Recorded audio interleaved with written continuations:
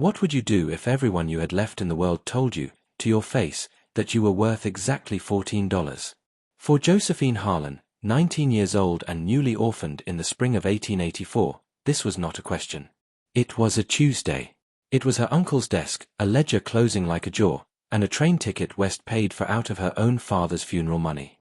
And what waited for her at the end of that ticket was a parcel of Wyoming grass nobody wanted, and 17 calves so sick the auctioneer apologized while he took her $340. The whole town of Bitter Creek laughed about it, laughed in the mercantile, laughed in the saloon, laughed in the churchyard, even. A girl, a fevered calf, and a ruined stone camp. But what none of them knew, what Josephine herself did not yet know, was that the bargain came with a secret walled up in stone, sealed by a dead man's hand, waiting 31 months for someone patient enough to hear it. A secret that would not only change her life. It would change the name on every map of that valley. Settle in, and let us know in the comments where you're watching from tonight. To understand what Josephine Harlan did with 17 dying calves, you have to understand whose daughter she was. William Harlan was not a cowboy, and he was not a rancher. He was something rarer on the high plains, a cow doctor. In the years after the war, when the great herds were walking north out of Texas by the 100,000, William Harlan rode the margins of those drives with a leather satchel and a reputation. He could draw a fever down out of a yearling's lungs with a drench of his own mixing. He could relieve a bloated cow with a trocar in under a minute, one hand pressed flat against the hollow of the left flank, feeling the rumen tighten like a drumhead. He knew the difference between a cough that meant dust and a cough that meant death, and he knew it from 40 feet away, the way other men know weather. Josephine was his only child, and her mother had died of a winter fever when the girl was 4, and so Willem did the only thing he knew how to do. He raised his daughter the way he raised his craft. Patiently. By hand. By the time she was 9, Josephine could tie a halter from a length of plain rope, the knot sitting behind the jaw where it would not slip. By 12, she could read a calf's gait the way a banker reads a signature, the drag of a hind hoof, the stiffness in the hock, the way a sick animal sets its ears back a half-inch lower than a well one. Her father taught her that the eye was the first instrument and the hand was the second. Look before you touch, he told her. Touch before you dose. And never dose an animal whose trouble you haven't named. He taught her the vocabulary of the work, and it is worth our learning it too, because it will carry us through this whole story. The soft triangle between the hook bone and the pin bone, where the flesh sinks when a cow has been off her feed, that was called the hunger hollow. The great vein along the underside of the neck, where a drench could be checked going down, was the jugular furrow. A calf's temperature was taken not by thermometer, mostly, but by the nose. Wet and cool meant well, dry, cracked, and hot meant the fever had hold. And the slow, rhythmic working of a healthy animal's jaw, the cud rising and being ground down again, rise and grind, that, Willem said, was the sound of money staying alive. And there was one object. You know the kind of object this is, if you've listened to these stories before. When Josephine turned 16, Willem pressed into her hand a small brass and glass drenching syringe, no longer than her hand from wrist to fingertip, with her father's initials cut into the collar of the brass, W.H. It had belonged to his own teacher, an old Scottish veterinarian in St. Louis. A cow doctor's whole profession, Willem told her, fits in a coat pocket. The rest is patience. She carried it in her left coat pocket from that day forward. She would carry it through everything that follows. Remember it. William Harlan died the way men of his trade so often died, not by hoof or horn, but quietly, of a lung inflammation he caught doctoring somebody else's herd through 3 nights of freezing rain in the February of 1884. He was 51 years old. He left no will, because men like Willem never imagined the world proceeding without them. He left a leather satchel of instruments, a worn saddle, a small account at the St. Joseph Savings Office, and a 19-year-old daughter. And he left a brother. Silas Harlan was Willem's elder by 6 years, and he had gone the other way from their father's trade, indoors, into ledgers, into the freight and insurance office on 4th Street in St. Joseph, where he had risen, over 30 years, to the position of senior clerk. Silas was not a cruel man in the loud way. He never once raised his voice to his niece in the 11 weeks she lived under his roof after the funeral. Cruelty, in Silas Harlan, wore the costume of arithmetic. Josephine was entered into his household the way an unexpected expense is entered into a book, accurately and with quiet resentment. She ate at his table, and she noticed that her plate was always served last and smallest. She mended his shirts and swept his rooms and minded his 2 young sons, and at night she heard him through the wall, explaining to his wife the cost of everything, itemized, in a voice that never needed to rise. The end came, as such ends do, on an ordinary morning. Silas called her into his study on the 9th of May, 1884. The ledger of his brother's estate lay open on the desk, ruled in his immaculate hand.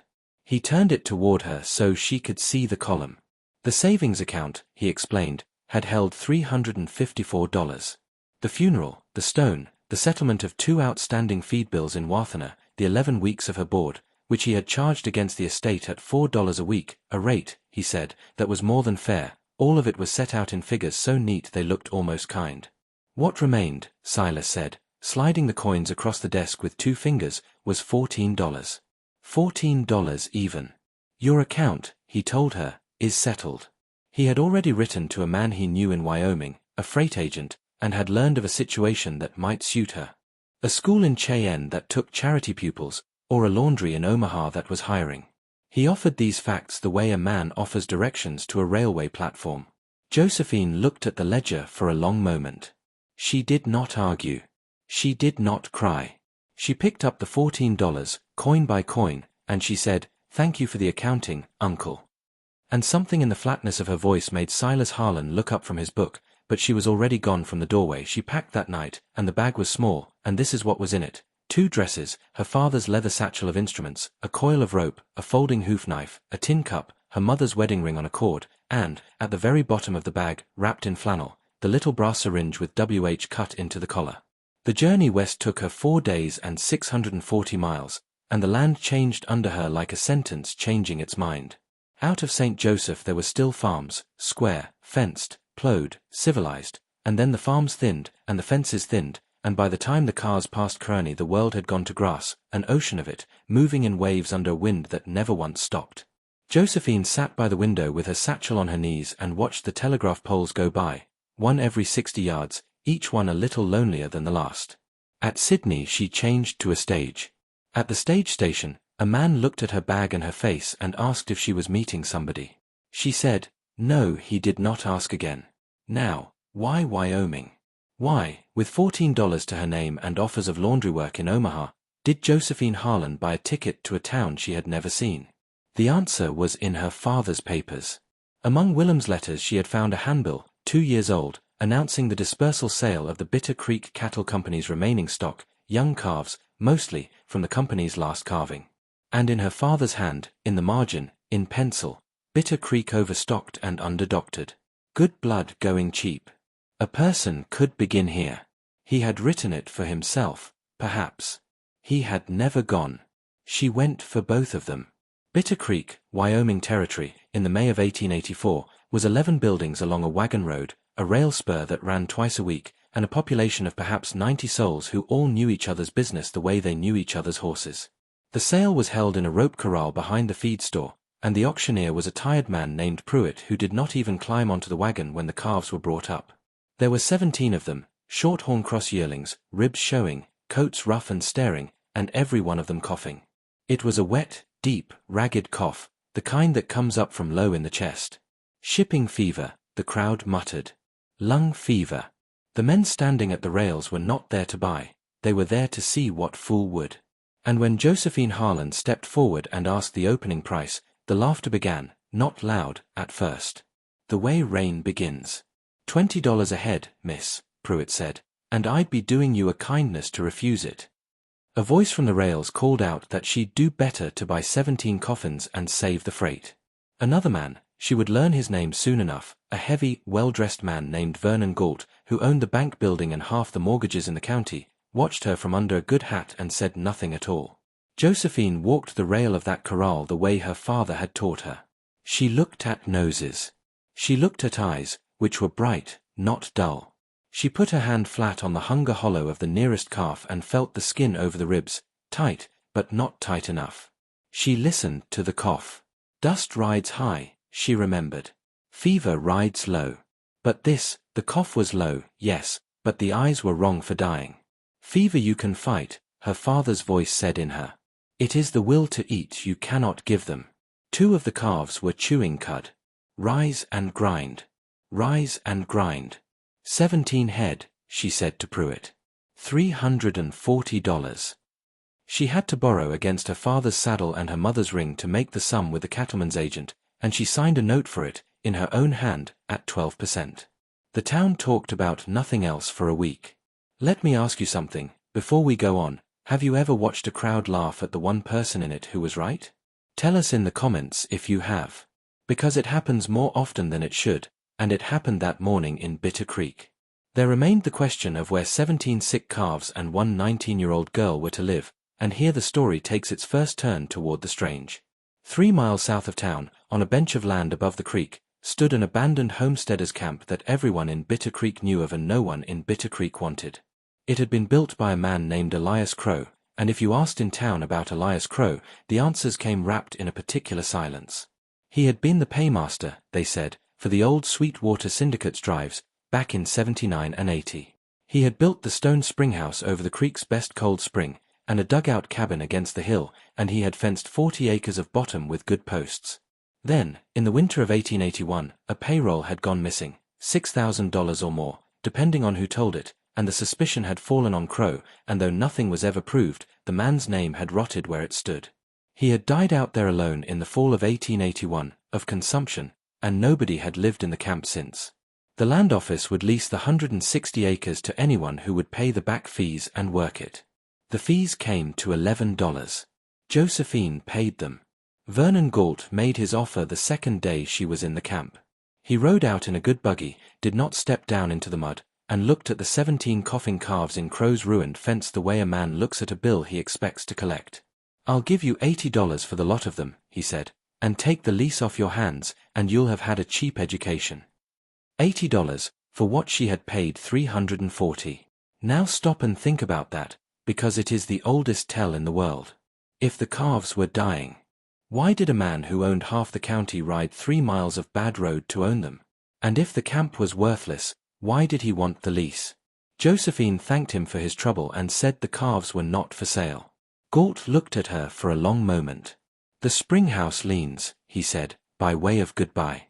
"Stone that old, it just gives up one night. I'd not sleep near it." And he drove off, and Josephine stood in the mud and thought about how a man warns you about the thing he's afraid of without ever knowing he's done it. What followed was the hardest labor of her life, and we will not hurry past it, because she did not get to hurry past it. She had 17 sick animals, a dugout with a fallen door, a fence with 41 rotten posts, she counted them, and spring weather that swung from hail to heat in a single afternoon. She rose before light and slept after dark. She mixed her father's drenches from the satchel's remaining stores, linseed, turpentine measured in drops, salt, whiskey bought at the mercantile at $1.20 the bottle, and she worked each calf one at a time, the little brass syringe in her left hand, her right hand flat on the jugular furrow feeling the swallow go down. 17 calves, twice a day, and by the end of the first week her hands had changed. The skin across her knuckles split and healed and split again. Her forearms ached from holding heads. There was a hoof-shaped bruise on her left thigh that went yellow, then green, then faded, and another replaced it. She lost 11 pounds in 3 weeks, and she did not have 11 pounds to lose. And still, in the second week, she lost 2 calves. They died an hour apart on a cold wet night, and she sat between them in the lamplight with her syringe in her lap and her father's voice in her ear and nothing left in the bottle, and she allowed herself, for perhaps 10 minutes, to consider that the town was right. That Silas Harlan's ledger was the truest book ever written. That she was $14 walking. Then she stood up, dug the graves by lantern light because the ground had to be opened before it hardened, and in the morning she dosed the remaining 15. It was the widow Nora Gannett who said the line. Nora was 71, a freighter's widow who had hauled for the army in her day and feared nothing with a pulse, and she had taken to driving out with bread and broth and a tongue like a rasp. She watched Josephine work the calves one evening, and she looked for a long time at the old stone springhouse standing over the cold spring, its mortar black with age, and she said, without being asked a single thing, "Elias Crow used to say that wall sweats in dry weather. Queerest thing. Water ain't the only thing a stone wall keeps cold." And then she talked about the price of fence staples, and the moment passed, and Josephine thought nothing of it. Not yet. Have you ever been handed a sentence that didn't make sense until a month later? Hold on to that. We're coming back to it. By the middle of June, 13 of the 15 remaining calves were grazing the bottom and gaining. their coats slicking out, their coughs gone to memory. 2 were still thin but eating. And Josephine turned, at last, to the camp itself, because a person cannot live in a dugout with a fallen door through a Wyoming winter, and she had resolved to winter there. She began with the springhouse, because water is the first thing on any place, and the spring was the reason the camp existed, a cold, steady seep that rose in a stone basin and had been flowing. Crow had once written in a land filing, at 1.5 gallons a minute since before white men came. The springhouse stood over it, a small square room of creek stone, walls near 2 feet thick, roofed in poles and sod, with a heavy plank door that had swollen into its frame. It took her half a day with the axe and the pry bar to get that door open, and when it gave all at once, and she went backward into the mud, and the smell that came out of the dark was cold stone and moss and 31 months of stillness. And here is where the clue arrived, in the way such clues do, not as a trumpet, but as a wrongness. Josephine was scraping 30 years of moss and silt off the spring basin with her hoe, and she worked her way around the walls, and on the north wall, the wall that stood against the hill, her hoe blade struck the stone, and the sound was wrong. You have heard it in 100 old houses, in a fence post gone punky, in a door with no heart left in it. The other walls answered the blade with the flat, dense talk of stone on stone. The north wall answered with something lower. Hollow. She struck it again. Thunk. She moved the blade a foot to the left. Talk. A foot to the right. Talk. And in between, a span of wall perhaps 3 feet wide that gave back the sound of a drum. She stood in the cold dark up to her ankles in spring water, and the hair rose on her arms, and her father's voice came up in her, clear as the day he'd said it, kneeling beside a yearling with his ear to its ribs. Girl, you can hear what you cannot see. The body tells the truth in sounds. Learn the sounds. And then she thought of Nora Gannett, and the wall that sweated in dry weather. Water ain't the only thing a stone wall keeps cold. She went back at first light with a cold chisel, a 4-pound hammer, a pry bar, and a lantern, and if you have ever opened a thing that was closed by a careful man, you know that the work is half battle and half conversation. Elias Crow had been a careful man. The false section of wall was laid in the same creek stone as the rest, but when Josephine scrubbed the mortar joints clean with a wire brush and her lantern held close, she saw what 2 years of damp had hidden. The mortar in the 3-foot span was a half-shade paler than its neighbors, and it struck off in flakes under the chisel instead of powdering, because it had been mixed with less lime and more clay, mixed, she would think later, by a man in a hurry, a dying man, working at night by his own lantern, perhaps with his own 4-pound hammer resting beside him. She set the chisel into the top joint and struck it, and the flakes fell like scales, and her hands remembered fence posts and hoe handles and every other hard thing they had learned that spring, and they did not shake. It took her most of a day to breach it. She worked the joints first, top to bottom, until the first stone moved, a flat, heavy slab the size of a ledger, and she worked it free with the pry bar and lowered it into the water at her feet. Behind it was darkness, and the air that came out of that darkness was dry, astonishingly dry, the sealed breath of a room that had not been opened since the autumn of 1881. Stone by stone she took the false face down, and she set each one aside in order, because her father had raised her to leave a thing so it could be made whole again. And when the hole was big enough to admit her shoulders, she took the lantern in her left hand, and she put the little brass syringe in her coat pocket. She could not have told you why, except that some things should be witnessed with both hands free and a talisman against your heart, and she went through the wall. The cavity was a room, not a pocket, a squared chamber cut back into the hill, 6 feet by 4, the walls shored with dressed stone, the floor laid with flat slabs, dry as a church. Elias Crow had been the paymaster of the Sweetwater Syndicate, and he had built his last vault the way a paymaster builds, correctly. By lantern light, Josephine Harlan took the inventory of a dead man's life, and I want you to see it the way she saw it, in the order her light found it. On a shelf of plank, a paymaster's field desk, folding, of oiled walnut, scarred by travel. On the desk, a stack of composition books bound in canvas, his journals, she would learn, 31 of them, one for each month from February of 1879 to September of 1881. A sextant in a mahogany case. A small library in a nailed crate, 41 volumes, veterinary and natural history and 1 book of poems. A surveyor's chain. A tin of tobacco, dust dry. A man's razor and strop. A pair of woman's gloves, white kid, laid flat and smoothed with terrible care, one atop the other, as if set down for an hour and never reclaimed. And then, under the floor slab that her lantern light showed her, because even there, one joint was a half-shade pale, an iron strongbox with a hasp but no lock, and in the strongbox, the money. 296 $20 gold pieces, stacked in paper tubes of 20, the way a payroll is made up for men who will be paid in hand. Beneath the gold, a packet of treasury notes, $180. $6,100 in all, to the dollar. And resting on top of the strongbox, wrapped in oilcloth, two last things. The first was small and made of carved cartonwood, a child's toy cowbell, no bigger than a plum, whittled round and hollow with a wooden clapper, the carving worn smooth by handling, the kind of object a father makes on a long drive with a knife and an evening. The second was an envelope, sealed with red wax, and on the envelope, in a paymaster's copperplate hand, 5 words. To whoever finds this. Now, she stood there a long time. Wouldn't you? A 19-year-old girl, alone in a stone room inside a hill, $6,100 at her feet in a country where her own uncle had priced her at 14. Tell us in the comments, honestly, what is the first thing you would have done? Because what Josephine Harlan did was sit down on the floor slabs in the lantern light, and break the red wax, and read.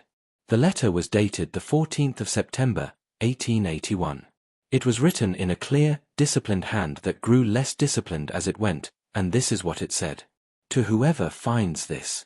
If you have found it, you have ears and patience, and you were looking for nothing you were owed, and so I choose you, though I will never know your name.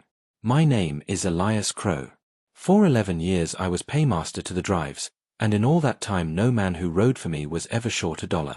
In the winter of this year I carried the winter payroll of the Sweetwater Syndicate, $6,100, the wages of 31 men, and I tell you on my soul that I did not steal it. The syndicate's manager had borrowed against that payroll to cover his own speculations in railroad land, meaning to replace it before the drive was paid off, and when his speculations failed, the missing money required a thief, and a dying paymaster is a convenient thief. I took the money before it could be taken. I have been waiting 2 years for a court or a man to whom I could prove it, and I am out of years to wait with. I am dying, and I know it, the way I knew cattle markets, by the signs. My wife Sarah is buried on the bench above this camp, and my daughter June beside her, who was 7 years old and carried a bell I carved her everywhere she went, so that I could hear her in the grass. The fever took them in 11 days while I was 300 miles away trying to clear my name. That is the whole of my confession. Not the money. The 11 days. I was a man who believed that accounts settled in the end, and I spent my last free winter chasing a settlement, and the price of it was the only 2 people God ever trusted me with, dying without my hand to hold. So here is my instruction, and it is the only one. The wages are on the first pages of the first journal, 31 men, name by name. See the men are paid, if any yet live, or their widows if they do not. What remains is yours, and I give it with a whole heart. Spend it on something that lives. Money kept in a wall is only metal, I learned that too late. Make this place live again. There is a spring here that has never once failed, not in the driest year the Shoshone remember. Water is the first thing. Remember that water is the first thing, and forgive your dead, and do not spend your one life proving yourself to a ledger.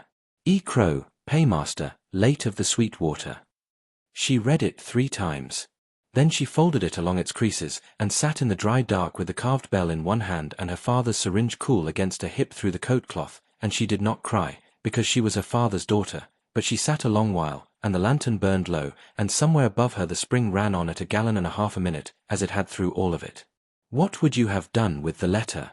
Burned it, and taken the gold, and nobody in the world the wiser? Josephine did the other thing. And if stories of quiet restitution are why you're here tonight, don't forget to subscribe, because this next part is the whole reason this story gets told. She began, as Elias Crow had begun, with the journal. The first pages of the first composition book were a paymaster's roll, 31 names. And beside each name a sum, $190, 200, 240, winter wages, drive of 1880 to 81, unpaid. She copied the list twice, once in her own hand and once in her father's satchel for safekeeping, and then she did the arithmetic of restitution the way her father had taught her the arithmetic of dosage, exactly, and without flinching. The wages came to $4,790. That left her, of the $6,100, a remainder of $1,310. $1,310 against a borrowed $340 at 12%, against a herd of 15, against a winter coming. She paid the debts in person, and it took her the better part of that autumn. Some of the 31 were dead, She found their widows in Lammy, in Rawlins, in one case in a sod house in the sandhills with 4 children and a roof that wept when it rained, and she counted the money into the widow's hands and said, "Your husband's wages, from the Sweetwater, with the company's apology," and she did not say whose apology it truly was. Some of the men were alive and grey and hard to convince, and 2 of them wept, and one old drover named Cobb looked at the gold in his palm and said, "I told them. I told them all for 2 years that Elias Crow never stole a cent in his life. Nobody would believe a man who smells of horses." She paid 27 of the 31 accounts before the snow. For she could not trace, and she set that money aside in a bank in Lammy, in their names, where some of it sits, the story says, to this day. And here is what happened in Bitter Creek while she was doing it, because news moves through a small town the way water moves through soil, invisibly, and then all at once everything is wet. The widows told people. The old hands told people. Nora Gannett told everyone, twice, at volume. The story acquired its details the way a snowball acquires snow, the wall, the letter, the 31 names, and by the time Josephine Harlan rode back into Bitter Creek in November with the first snow on her hat, she discovered that she had become, without ever asking for it, a person the town had decided to believe in. And belief, on the frontier, was a currency harder than gold. The carpenter, a quiet Norwegian named Hoagie, came out to the camp one morning without being asked and set a fallen door back on new hinges and replaced 11 of her 41 rotten posts, and when she came to pay him he was already driving away, and his bill, when it finally came, said, "For work, received with thanks." The smith, a big man named Tobias Fry, rested her one old horse and would take in payment only a look at the springhouse and the right to tell the story of the wall afterward. The widow Gannett arrived with a side of bacon and information, always more of the second than the first. Nobody confessed anything. Nobody made speeches. That is not how respect is paid in cattle country. It is paid in posts set straight, in shoes hammered on, in bacon. She paid off the note at the cattleman's agent, the 340 and the 12%, 21 months early. She filed to purchase the 160 acres outright, and then she bought the adjoining quarter section, and then the quarter after that, and she paid cash, and the land office man began rising when she came in. She bought 40 head of good shorthorn cows in the spring of 1885, and a registered bull whose name, the story insists on recording, was Bitter Creek Admiral, and she doctored her own stock and then, gradually, other people's, because a cow doctor who can bring a herd through shipping fever at a loss of 2 in 17 is a person a cattleman learns to write to. The little brass syringe with WH in the collar went in and out of her left coat pocket 10,000 times. Her father's trade had come back to life 3 miles south of town, at a camp with a spring that never failed. And Vernon Galt? Here is the reckoning, and you will notice, if you have listened carefully, that it contains no shouting at all. It did not need to. Because the syndicate's manager in 1881, the man who had borrowed against the payroll and let the guilt fall on a dying paymaster, had been a young, ambitious livestock and landman who had since prospered in Bitter Creek, and who had ridden out to Josephine's camp one May day in 1884 to offer $80 for 17 dying calves and a lease he badly wanted. He had wanted that springhouse. He had wanted it since the autumn of 1881, and if you have understood this story, you understand why.